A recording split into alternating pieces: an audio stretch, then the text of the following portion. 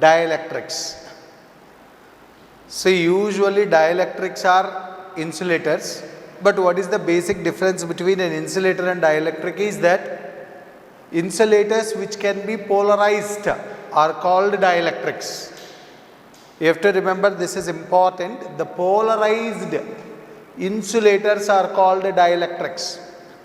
All dielectrics are insulators, but whereas all insulators are not dielectrics. Okay.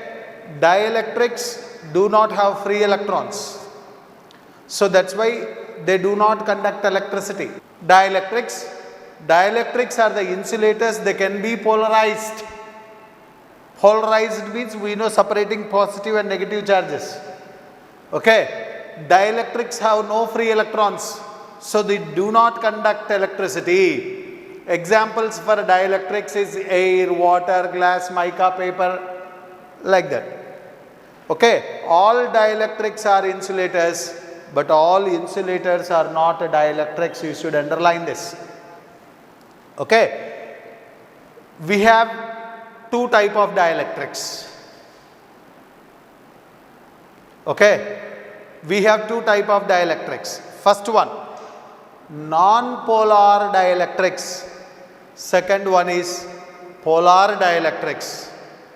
We will discuss in detail about these two. Non-polar dielectrics. In non-polar dielectrics, the center of positive and the center of negative charges coincide. So the molecules does not have a permanent dipole moment. That means, see, if I take a non-polar substance,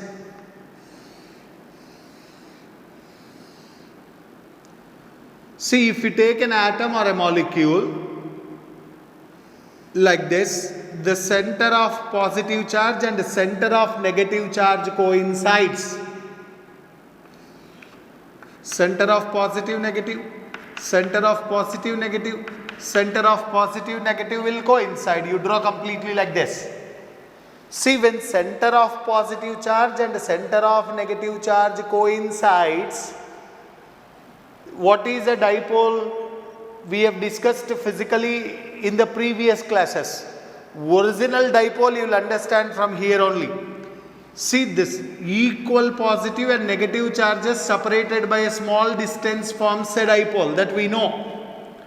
Original dipole means Q is separate, Q plus Q and minus Q are separated by 10 centimeters. These are all trash. Okay. Original dipole means this one only. Within the atom, positive charge and negative charge are separated by small distance. Then we will say that is a dipole. Here, positive charge center and negative charge center are coincided. That means there is no distance between a positive charge and a negative charge.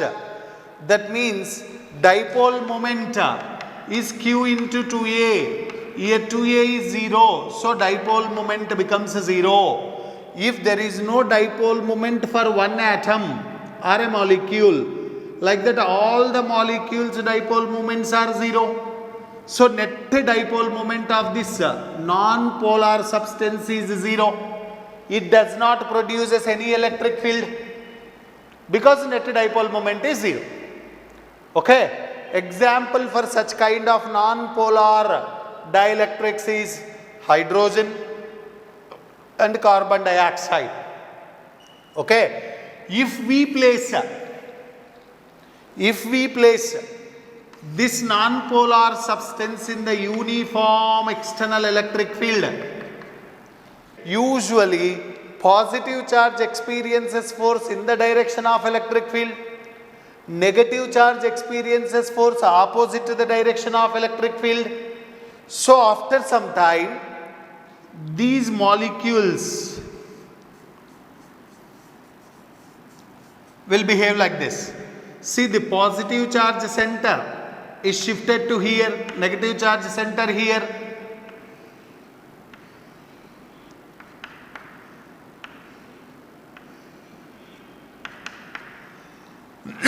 Now they will become molecules like this. Now positive charge center and negative charge centers are separated. This is only called as polarization.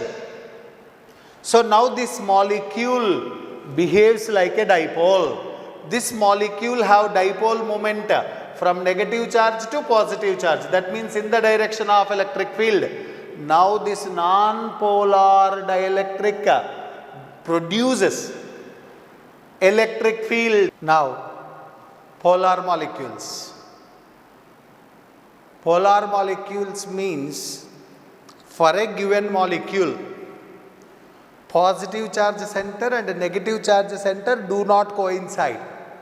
That means two charges are separated by small distance. That's why that molecule acts like a dipole and it develops dipole moment, and also it produces electric field around the space. But if we take a unit volume, these polar molecules dipole moment is randomly oriented. That means for a given volume, net dipole moment becomes 0. Even polar molecules, in the absence of external electric field, they do not produce any electric field because net dipole moment of the substance is 0.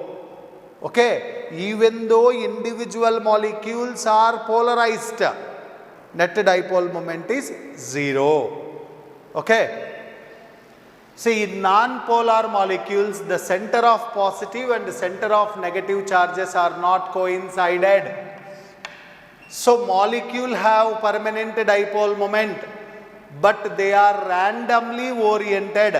Hence net dipole moment per unit volume is 0. That means if we take a substance, one substance will be like this. This is positive center, this is negative center.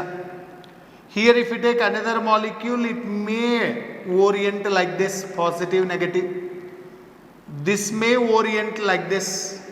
This is positive, this is negative. So this is how they orient in random nature. So net dipole moment